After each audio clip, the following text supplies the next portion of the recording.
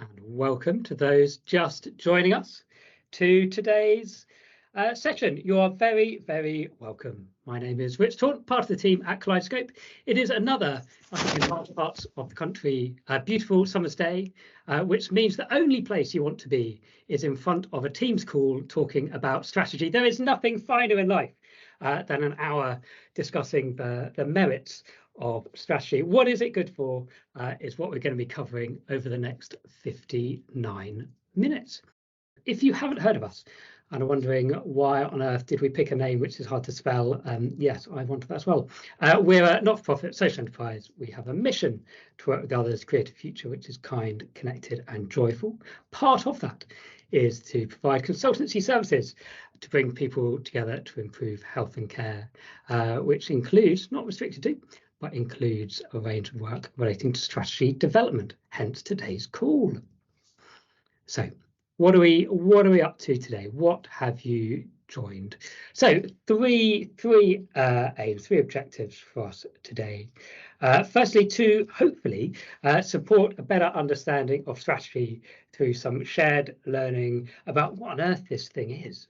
It is one of these things about strategy that it becomes a legitimate question that you can say, oh, strategy, what's it good for, in a way that you don't normally say the same about estates or finances or HR. What is it about strategy where you actually start to question the entire point of it? So let's improve our shared understanding of what this thing is. Let's improve our delivery of it. So hopefully through some shared practical tips and tricks. That is the bit where you may well come in later on. We're also going to share a bit about what we've learned at Kaleidoscope over the years about hashtag strategy that works and possibly a bit about strategy that doesn't work as well. We have an agenda which runs from now until 2 o'clock, divided into some arbitrary blocks. Over the next hour, you're going to hear from a range of people. Once again, I'm Rich. You'll also be hearing from colleagues David and Zoe at Kaleidoscope, as well as the wonderful Rachel Evans from Oxleas. We'll be hearing from Ravi from Royal Free and Matthew from We Are Company, and I'll allow them to introduce themselves in due course. You may remember that when you signed up, we forced you in a friendly way to answer some questions ahead of today's event, including what questions would you like us to be answering for you on today's call. A whole range of things here, which we're going to be coming back to today. We also asked you how you felt about strategy. We gave you 4 options. So let's start sunny. That the proportion of us on this call today who thinks that strategy ends up doing more harm than good, 1%. 1%. We are an optimistic lot. 21% going, even more, 46% feeling it's pretty good. Which will leave those quick mathematicians amongst us to surmise that 31%, so almost a third of us here, would happily, openly, or possibly not openly, it was a closed form, but prescribe ourselves to be strategy superfans. So as a strategy community, what we can see is there's a bit here about we're questioning our faith. There are a whole range of things which we would like to be able to do better. But today you are amongst friends. I do not think if you were to run that little survey on the majority of the population, 31% of the population of this country would say that they are strategy superfans. So welcome into today's community. We are going to do some introductions. And what we're going to do, if it's okay, is that everyone's going to be placed into a breakout room with every other person individually. And if you can just compare your strategy CVs, your all-round life achievements, if you've got any musical grades, that would be great. Life's saving badges, or no. We're not going to do that. We're going to be using Menti just for intros today. Menti, if you've used Menti before, you'll know it's quite fun. Menti.com, please. We've got people who'll be working across a whole range of locations. So if you wouldn't mind, we'll keep this simple. Where did you wake up this morning? I should say that if actually your place of waking this morning isn't on that map, just you can put it generally in the sea towards towards your location. Thank you very much indeed. We'll give you just a little bit longer. Thank you for our sole Scottish joiner. Thank you very much for joining. A nice range. So we're going towards southwest. A good bit of course, Yorkshire. Congratulations. Who would have guessed it that the strategy community of the NHS is predominantly based in London? Thank you very much indeed, everyone. A nice spread there. But okay, all right, something slightly different. If you could be anywhere else in the world right now, other than joining a webinar on strategy development, obviously, where would you like to be, please? If you'd like to be anywhere in the world right now, other than here, where would you like to be? I'm going to guess, is that the Azores in the middle of the Atlantic there? Or is that just someone wanting to do some sort of cross-Atlantic rowing? Lovely, look at that. Okay. Thank you very much indeed. The trigger happiness of people going, oh, I'd love to be on holiday right now. It is mid-July. Lovely. Thank you very much indeed. We're going to go through these quite quickly.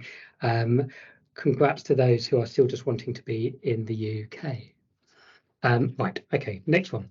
Primarily you work for. You might have many different hats. The Menti code again.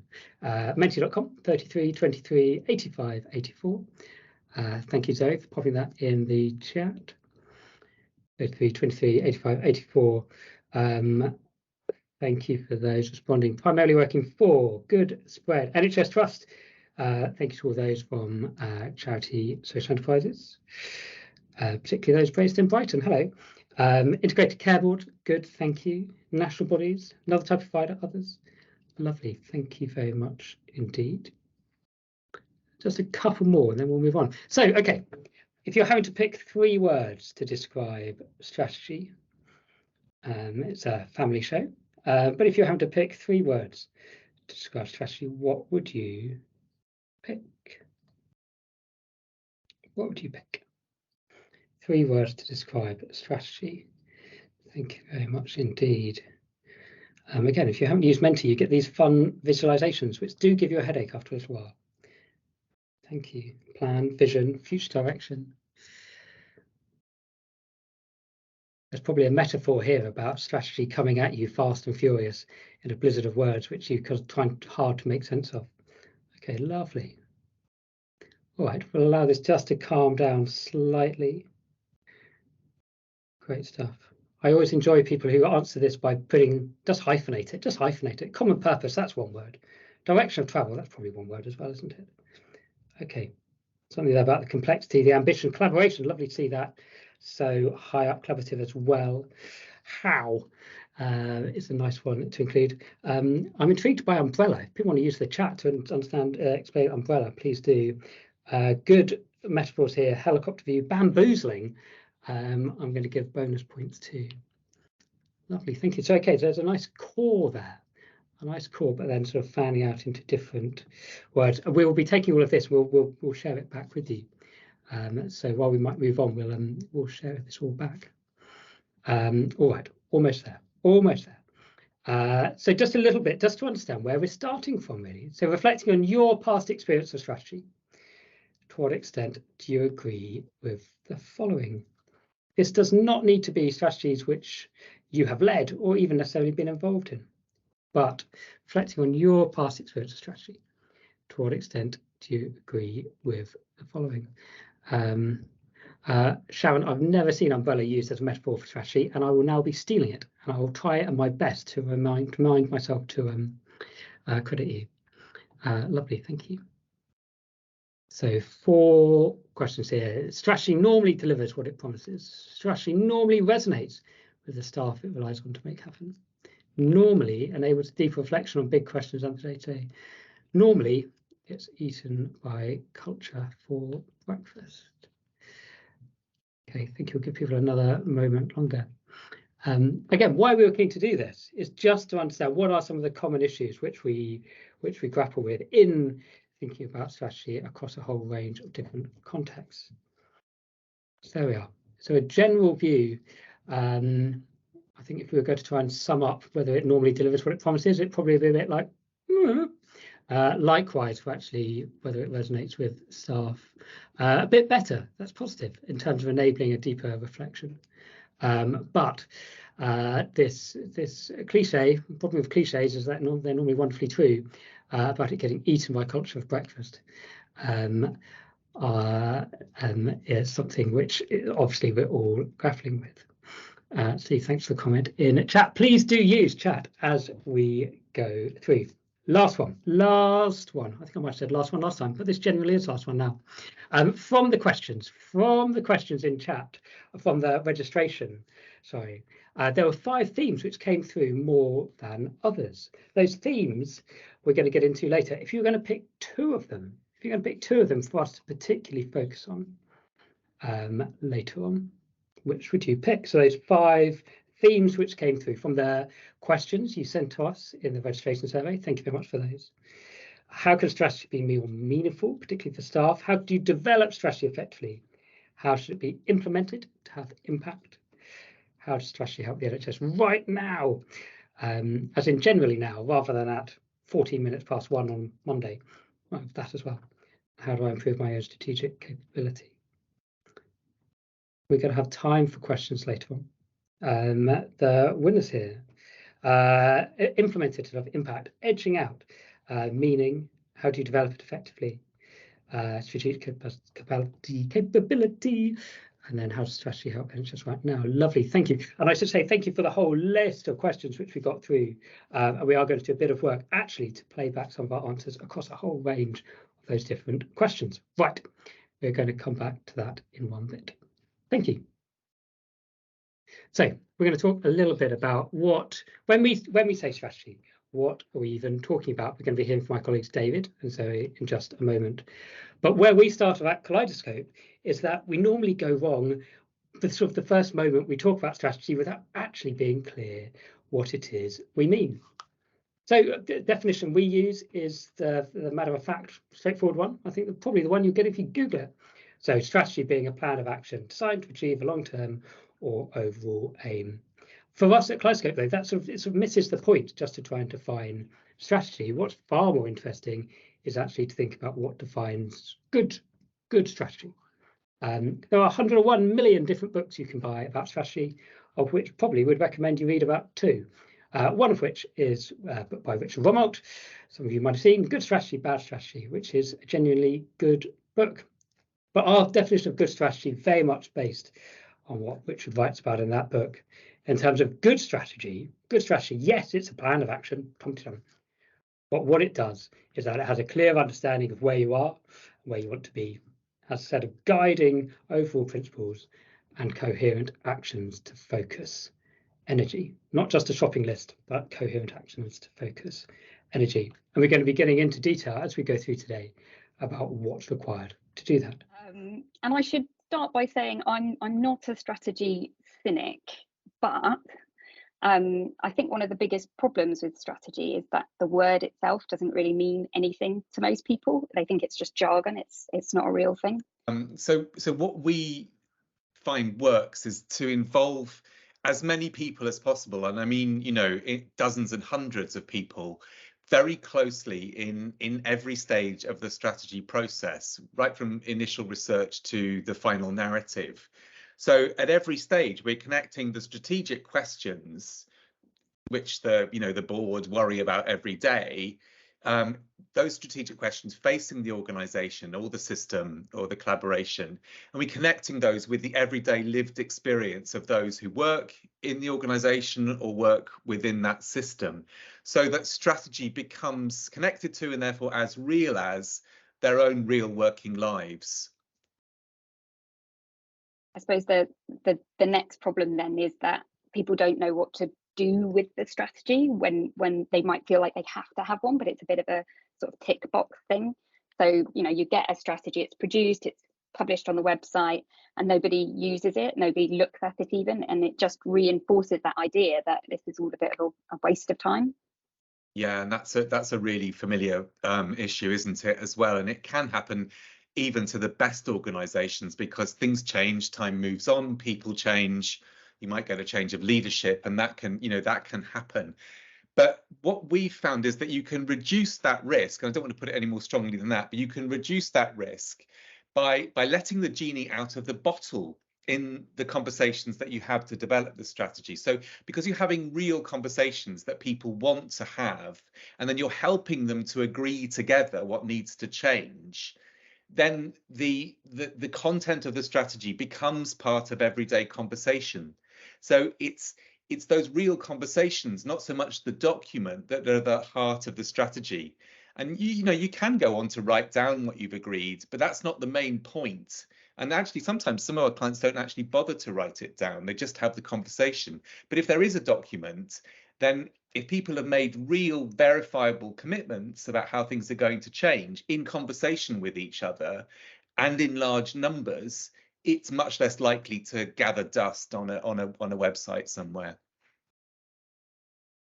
And yeah, and that comes, I suppose, to my final bugbear about strategy, which is that when you have one, but it's just totally unrealistic, and you'll have organizations that are trying to set, you know, great new standards in healthcare, but you'll have clinicians that don't have scrubs to wear. You'll have an operating system, you know, Microsoft DOS or something like that still running, and it's just, you know, it's not in any way realistic for the people who are being asked to deliver it. Yeah, and again, that's, you know, that's a real risk, and I think it's of all of the things that you brought, it's probably the hardest to deal with, because I think people always do hope for the best, don't they? I think it's got a name. It's called optimism bias. I mean, we find that if the strategy emerges from real conversations among everyone involved, all the stakeholders, then it's less likely to have that pie in the sky feeling, and the aspiration emerges from today's reality. So it's not a rejection of everyday reality, but actually comes out of it. So it's grounded in what's possible, and it grows out of what's good in the current situation, what is actually there, but is good and is already in place. So it's not pie in the sky aspiration, it's a conversation about what's best, about what's already there, and that grounds it in that reality. Yeah, has that sort of dealt with it for you a bit, Zoe? A little bit. A little bit. Yeah. Okay, so if we have the next slide, please. So as you heard, I think the main thing that we want to draw attention to is that it's about the process, not the PDF. It's about the conversation, not the document. So if you focus on the conversations that lead to the strategy, you can focus on purpose and direction really precisely and iteratively as you go through the conversations. And even while you're having those conversations, you're actually preparing the ground for the change that you want to make. So you accelerate the ability to change, and the relationships are energized by having the conversations and by talking about what is possible in the current circumstances and challenging each other to be genuine and to be realistic. And if the conversations are broad-based and involve lots of people, then you will hear voices that are not normally heard, and they can be really transformative, those seldom heard voices, and that can make all the difference as well. So the benefits are not presented by the document, they're presented by the process, by the conversations that lead up to the document, and that's really the learning that we want to share today. Thank you very much indeed. We could now spend several hours going into great depth and detail about some of our previous work, which we're not going to do. But if you're interested in how actually some of this has worked out in practice, please do have a look on the Kaleidoscope website, where you can get into a huge amount of detail, some of which is shown there. We are going to go on, and what we're going to focus on now with our superstar panel is how do we make sure that strategy isn't a complete waste of time, or put another way, how do you get the most impact out of doing this? But also a recognition that this is not a complete science, there are questions which we're continuing to grapple with, and so we'll be asking our panel about those as well. So I'll allow our panel to introduce themselves, but we're going to start with Rachel from Oxleas, then Ravi from Royal Free, for Matthew from We Are Company. Rachel, good afternoon. Everyone, so my name's Rachel, and I work at the wonderful Oxleas Foundation Trust, which is a mental health and community trust based in South East London. Just a little bit about my role, so you have the context for where I'm operating. So I have what I think might be the only job of its kind in the NHS, one where I'm responsible both for strategy and for people, so all of the HR functions and that sort of thing. And it might sound really cheesy to say this, but I'm going to own it. It is actually my dream job. I've never enjoyed anything so much. Okay, so the question I've been asked to answer is, strategy isn't an utter waste of time if, and I would say if you see it as being all about energy generation. So I see strategy as being a way of generating loads of energy about where we're going as an organisation and how we're going to get there. And I think that's important because I think there are three really big pitfalls with strategy. So first of all, I think we direct energy to the wrong place. So we pour all this energy into crafting something that's beautiful and shiny rather than generating energy and momentum towards a new future. So I've been in so many organisations where the strategy launch starts with a bang and the whole thing ends with a fizzle. People don't even remember it after a year. And I think if strategy is going to really work, we need to design it to be bigger and better each year than the year before. Second big risk, we try and stretch it to cover everything that we do. Personally, I think that if a strategy covers everything, it's meaningless. So I've seen so many NHS strategies that have a quality priority, a patient experience priority, a finance priority, a staffing priority, and they all look the same and they send me to sleep. So I think a strategy should be focused on where you're going, why you're going there, basically how you want to evolve. And the bolder your strategy is, I think the sharper and the simpler it needs to be, because no one is going to get energised and excited about something that they can't remember. But the third risk, and probably the biggest one, I think, is that we make people feel rubbish in the process of strategy development. We want to be ambitious, we point to all of these faults, but we actually make people feel less able to challenge the really knotty things that they have to do. Yes, we've got to be honest about the challenges, but if we focus on what's broken, then people won't feel capable of tackling the knotty challenges, and it saps rather than generates energy. So I think we've always got to position the looking forwards as being a natural evolution of the brilliant things that the organisation has already done. Build that pride, build that belief, get people believing that they really can do it and that they can rise to the challenge. So to me, it's all about energy. The thing I wrestle with, though, is KPIs, key performance indicators. My heart always sinks when it comes to a discussion about KPIs. It always feels to me like a tension between what's easy to measure and what's meaningful to measure. And I never feel that I've quite cracked this for any of the big meaty things I've tried to deliver. And I'm sure that my board would agree. So I would welcome any tips that any of you have on that. And that's all I was going to say, Rich. Rachel, lovely. Thank you very much indeed. We are in, as we've seen, 100 different locations, but we will still do a virtual round of applause. Rachel, thank you very much indeed. And we're going to go straight on to Ravi. Ravi. So thank you, Rich. Thank you, Rachel. I'm Ravi Baghirathan. I'm the Chief Transformation Officer at the Royal Free. As I often say, it sounds like a grand title for what it really is. I think often I say I'm probably the Chief Dog's Body or the Chief Bag Carrier, but my actual executive brief covers strategy, but also transformation, quality improvement, and digital, and both BAU digital as well as digital transformation for my sins.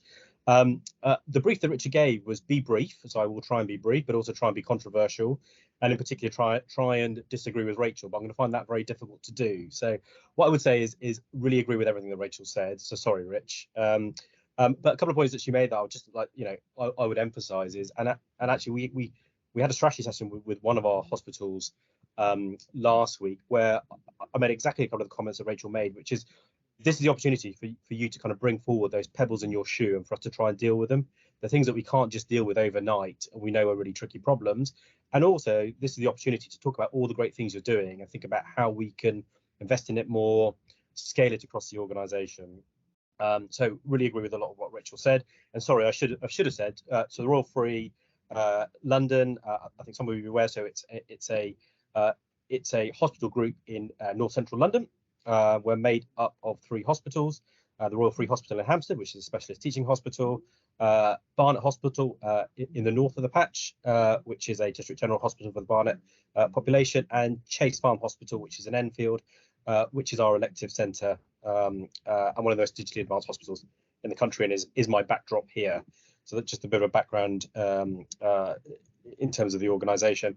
One thing I was just going to start at the top, and I know it was kind of picked up in the discussion earlier, is I don't think strategy is anything without execution. It was one of the first lessons I learned about doing strategy, which you can do lots of great work, lots of great thinking, produce lots of great slides, but if you don't do the execution bit, it isn't really anything. So that's one of the things I'll just kind of start with.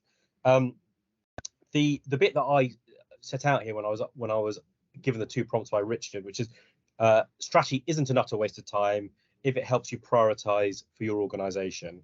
And I think it builds on what Rachel talked about, which is I think there is a tendency to kind of say everything is important. And actually, when I go out there and talk to our teams, our staff, if everything is important, it just doesn't really give you the ability to kind of figure out which bits do we need to focus on, and there just isn't the bandwidth out there in the organisation to focus on everything. So the prioritisation point is really important. From we've just only got so much capacity. What do we really focus on? What is the most important thing? The second bit, which I think is even more important now with the financial position, is we know we've only got so much budget and only so much capital budget. Where do we focus that on? So we've got some strategic priorities as an organisation, and that's where we invest in. Now, when we historically have had these conversations, we'd have about 20 things on that list, and we would never progress any of them because we would just constantly be going around in circles going, which one of these can we invest in? And that's what strategy is so important. It's going to help you prioritize where you put your attention, where you put your budget, where you put your finance in. And one thing about prioritization, it builds on what Rachel talked about. I think it's about giving focus, but also being meaningful. So Rachel talked about, I think, saying our people are important, our finances are important, quality is important, patient experience is important. Wouldn't disagree with all of those, and we have those as our governing objectives. But what specifically in them are we trying to deliver? What is the goal in patient experience that we're trying to deliver? And that's the bit about prioritization, making it focused, making it meaningful. So I think some of the work that we've tried to do is be really clear on the why to give us focus on. So what's the case for change, which I think again Rachel talked about. So when we think about cancer, what is it specifically that is the problem we're trying? Ravi, you've slipped back on mute. I don't know how I've just done that, but I am. Just to quickly go through that, I think there's the why, the what, and the how, which is what we're trying to do when we are developing our strategy. And I think Rachel talked about this. I mean, I read a lot of good strategies in the NHS. They're a wonderful read, but it always feels like everything to everybody. And it will start off with the usual bit at the top saying, we are going to provide world-class services for our local population. Wouldn't disagree with that, but what does that really mean? And then the rest of the strategy will then say, and here's what's important to us. We are going to deliver great elective care, great cancer care, great urgent and emergency care services, and go through everything. And at the end, you're like, so you're basically going to deliver everything through your strategy at a world-class level. That's brilliant. And how are you going to do that? And it's never clear. And it's a wonderful document. They read really well, and you do feel really pleased that this organisation is going to focus on all these things and achieve all these things. But then you actually wonder what they're actually going to deliver, and actually if they ever really will deliver what they're going to say they deliver. So that's a bit of the cynic in me. In terms of, I suppose, what we're grappling with, and just to kind of finish that bit off, is like with all NHS organisations, we have a massive strategy framework, and by that we've got our triangle, which has a vision, a mission, values, governing objectives, priorities, goals. And the thing that I'm grappling with is how do I bring that all together? Now, if I took a step back, I've got too much in there. But that is the bits that I'm trying to do in terms of trying to build our overall organisational strategy to make it coherent, to make it aligned, but actually ultimately to make it meaningful for my organisation. So I will stop there, and hopefully you didn't miss much with me accidentally going on mute. Ravi, lovely. Thank you very much indeed. I think we'll show our virtual appreciation once more for the spoken and the silent parts. Ravi, thank you very much indeed. Last but by no means least, we're going to come to Matthew. And Matthew, please look, the stage is set for you to disown everything which Rachel and Ravi have now just said. So this is where the fireworks start. Matthew. Thanks, Rich, and thanks so much, Rachel, Ravi, for what you said as well. I'm not going to disagree with anything for now. I'm going to see what happens. So I advise charities on strategy and organizational design. So I'm just going to leap straight in. So strategy isn't an utter waste of time, in my experience, if there is a robust, insightful diagnosis of the situation that the organization finds itself in. That really crystallizes the most relevant, the handful, 5 or 6 most relevant challenges, issues, opportunities that the organization faces. Well, I think we've probably all seen strategy processes where someone's done a SWOT analysis and you've got a long list of strengths and weaknesses and opportunities and threats, and that's the situational analysis done. And that's absolutely hopeless. It takes you absolutely nowhere. So I love Jim Collins, who talks about defining and crystallizing the brutal facts that must be addressed in strategy. And in my experience, when you do that well, it almost guides the whole strategic process. It gives a focus and a narrative and a relevance that is incredibly helpful.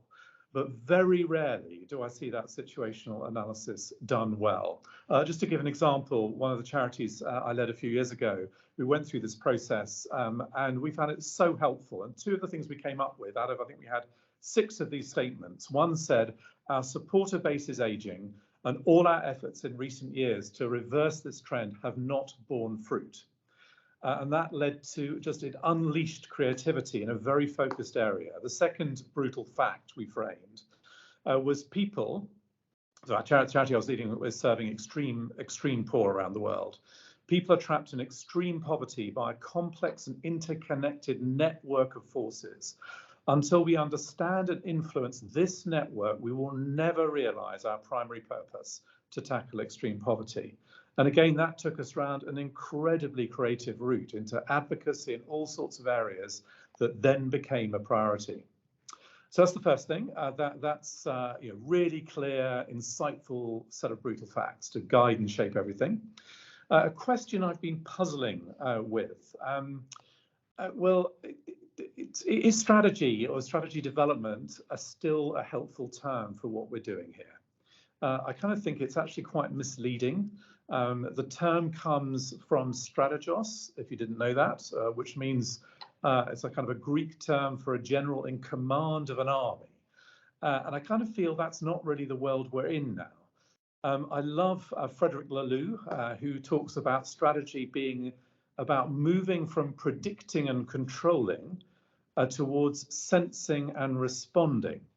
And I think that is the reality we're in with the pace of change we face, with the complexity of the world we're in.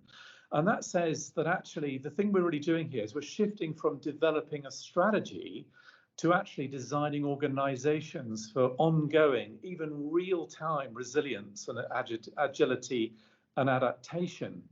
And so that kind of leads me to say, well, is there a better word to describe that? If it's really more about ongoing organizational design, or even seeing strategy as a competence, as an ongoing competence we want to embed at every level, is it still the right term? I'll leave it there. Matthew, thank you very much indeed. We'll once more just show virtual appreciation. Matthew, thank you very much indeed. Look, you thought you were just coming for some interesting NHS strategy chat, and you get Greek lessons. Next up, we're going to be doing organisational development through a Latin frame, maybe. Thank you very much, Rachel, Ravi, Matthew. A question back for you. In the chat, please. This is A1 in the chat. A1 in the chat, if you don't mind putting in A1, it's easier for us to decipher. So just reflecting on what you heard from Rachel, Ravi, Matthew, what got you nodding your head most vigorously and why? So Rachel, just in terms of how we use energy through a strategy process, Ravi, in terms of how you make sure that strategy does actually make some decisions. It's very easy to say that everything is important, but as a wise person once said to me, alternatives exclude. You cannot choose to decide everything all at once. Matthew, about the brutal facts required and in order to be able to face up to the future with a really clear understanding of your presence. What really got you nodding your head most vigorously? What I'm going to do is I'm actually going to we're going to come on to some practical tips in just a moment, but I'm just going to come back down the line and actually sort of come to Rachel, then Ravi, then Matthew, in terms of what you all give a clear sense of what strategy can really, where strategy really can add value. But I'm really interested, what your take on why do we keep on falling into a trap when we sort of know what good strategy looks like? Why does our normal experience tend to be a less than pleasurable one? Rachel, why do we keep on falling in a hole? I think we feel as though it's a comfort blanket. I think just having a strategy, it's a box that's ticked for the board.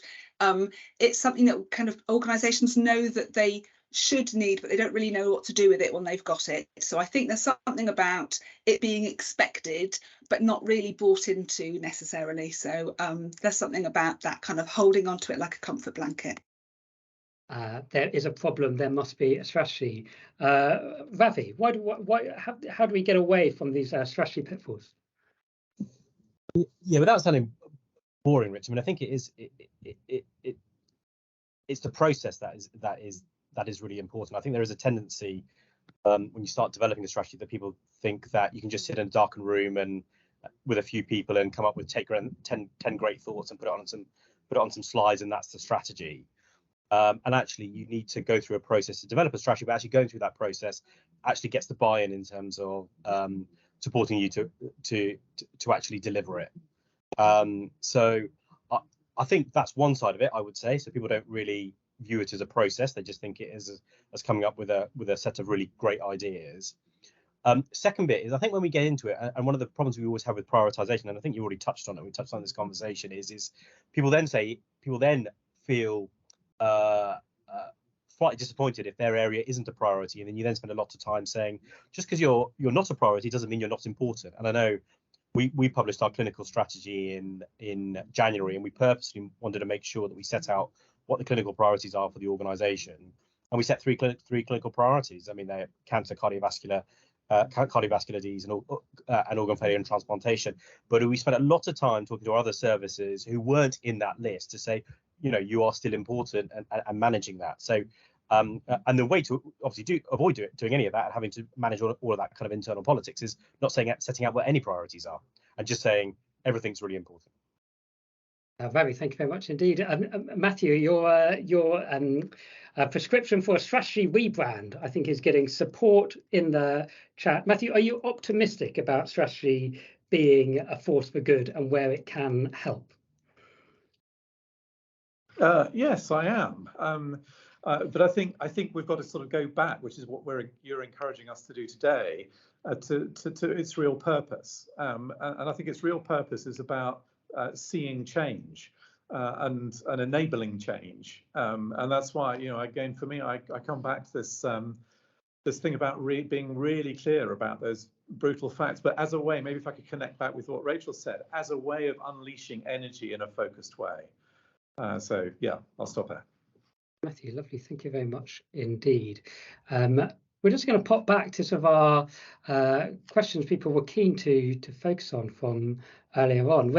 We are strapped for time, so we're not going to go into forensic detail on each of these, but just that one which has come through first in terms of how do you make sure strategy is implemented to have impact. We've talked quite a lot today about the importance of process, the importance of, yes, having a document, but about everything else which goes along with that. But really interested, I'm again going to come through Rachel, then Ravi, then Matthew, that how actually do you best approach strategy implementation if it's going to have most impact? Rachel, I'm going to ban you from saying people, So you can think of other words for people, but you're bad for using people. Rachel, how do you best implement strategy for impact? Okay, I don't know how I'm going to say this without the word people, but bear with me, Rich. So I think it's about finding those people who've got the best interests of the organisation at heart, but who are known to be noisy and fearless about speaking truth to power, and getting those people to play a role in the process. Because if the noisy speaking truth to power people are advocating for your strategy, people sit up and take notice. So I think those are the kind of the opinion formers, and you need to make sure that they're involved in the process, because I think they can be really powerful advocates for change and strategy. Okay, so there's a key point for you about making sure that you've got those people involved in process who you're going to need to rely on as you go through into implementation. Absolutely. I think they're underused because they're noisy. Lovely. Look out for the noise. Rachel, thank you. Ravi, how do you best implement strategy so that I think we talked about strategies gathering dust on a virtual shelf, which is an interesting metaphor. But how do you make sure, in your eyes, that strategies do deliver what they promise? It's a really tricky one, and I think most strategies do just sit on a shelf as a nice document on that you can download from websites and read, and people read before their job interview, and that's about it, really. Again, without sounding kind of boringly process focused and bureaucratic, is I think strategy and planning are two sides of the same coin in the NHS, and they're often very much done separately. So what we are trying to do is make sure our strategy informs our annual planning process. So the priorities that we set out in our strategy are actually picked up in our plan, and then the detail there is in our annual plans.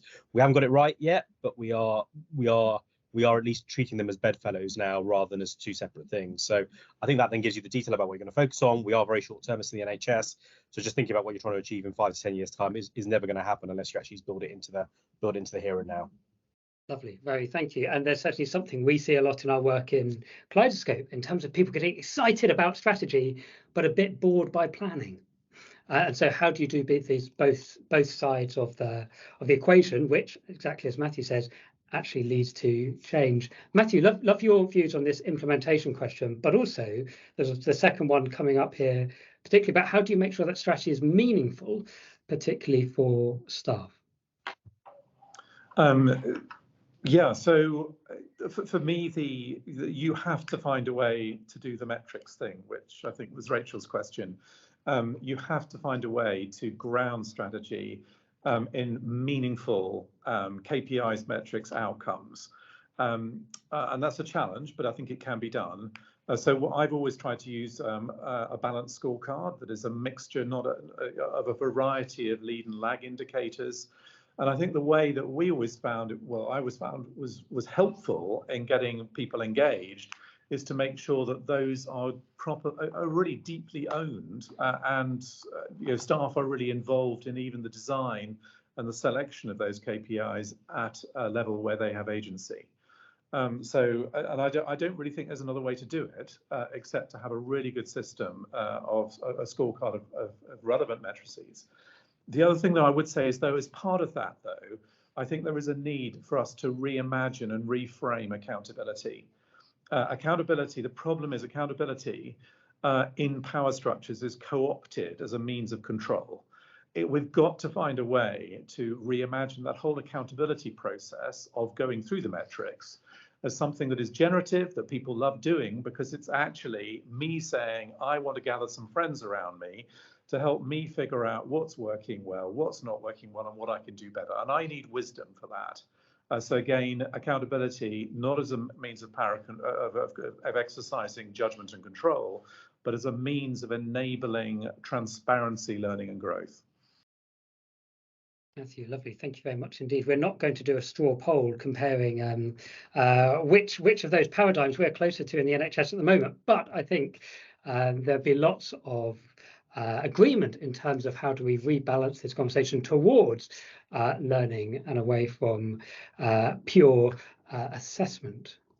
What we're going to do, thank you everyone. Again, we're going to come back. We'll be in touch with all of you who've registered with responses on a whole range of the questions following today. But what we just wanted to do as time gets on is actually just hear from you in terms of, from your own experience, in strategy, whether it's the strategy process, the document, the implementation. If you had one practical tip, and it can be as micro as you like, which you found really working in your context, what would you recommend to others? Again, it is a pleasure and a privilege to have I think we're well over 100 people on the call.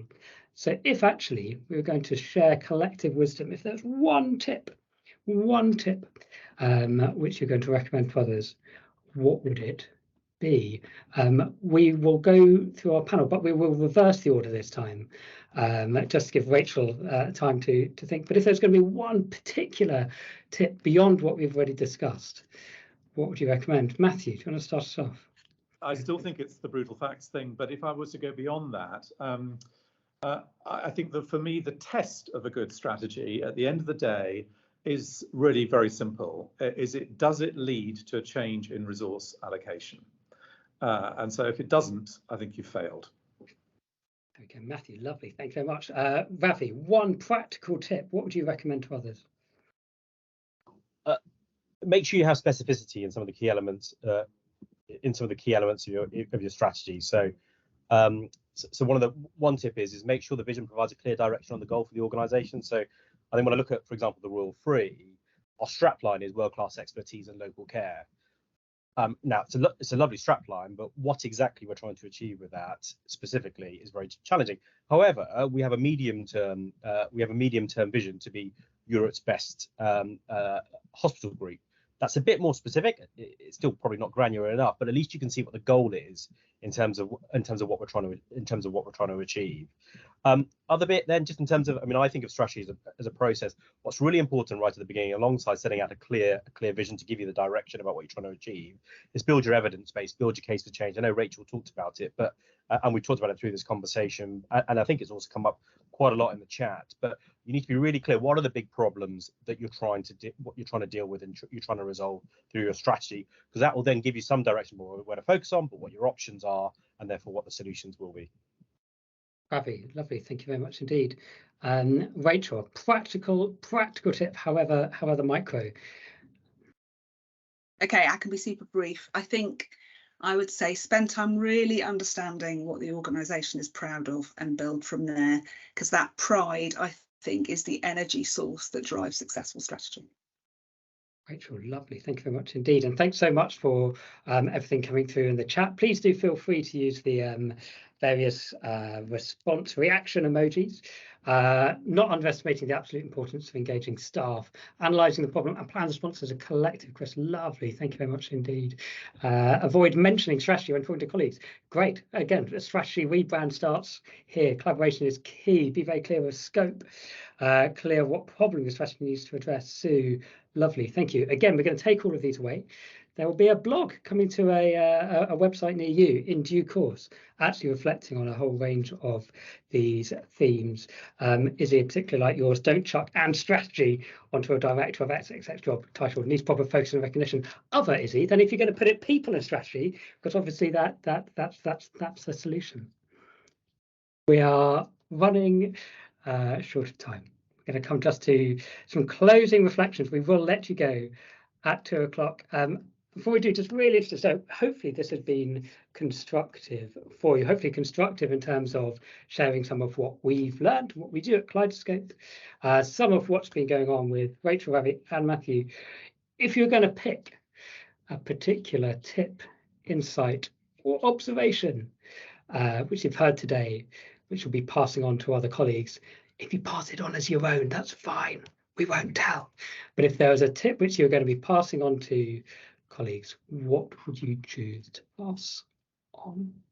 This is C1 of the chat. Steve, thanks so much. Starting with brutal facts. Sally, yep, getting service users, patients involved. Absolutely. No, very good organisation in Brighton which does that. Strategy is good, not losing people in the process. Thank you. Brutal facts. Building on pride. Lovely. Thank you. Generating energy. Ensuring funding following the strategy, and a really nice one. Thank you very much indeed. Tom, no one's going to get excited about something they can't remember. Really nice one. Thank you again for that. Being bold, great stuff. Courageous conversations, lovely. Thank you very much, everyone. We're going to give you one more of these, and then we're just going to come to our panel once more, just for a closing thought, before we all wend on our way. So we've had a very nice, very positive conversation, but this stuff is not done for a reason. This stuff is hard because it's hard.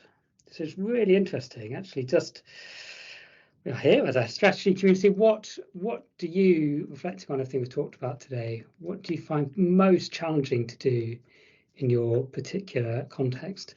It is not news that life out there is pretty tough at the moment. It is in all public services. It is particularly in the NHS, which does absolutely direct how much we're able to do, what we like to do in terms of forming strategy. What do you find most challenging in your particular context? Tick box culture, Nicholas, lovely, thank you. Action plan sequencing, prioritising. So yes, we've talked quite a lot about how you can have a prioritisation conversation, which ends up with agreeing that everything's a priority. Katie, likewise, thank you. Tom, similar. Julia, implementation, thank you very much indeed. Creating energy, everything to everyone. Claire, lovely. Thank you very much indeed. Pulling people back from their preconceived ideas what the problem is. Steve, great stuff. Thank you very much indeed. A closing reflection from our panel.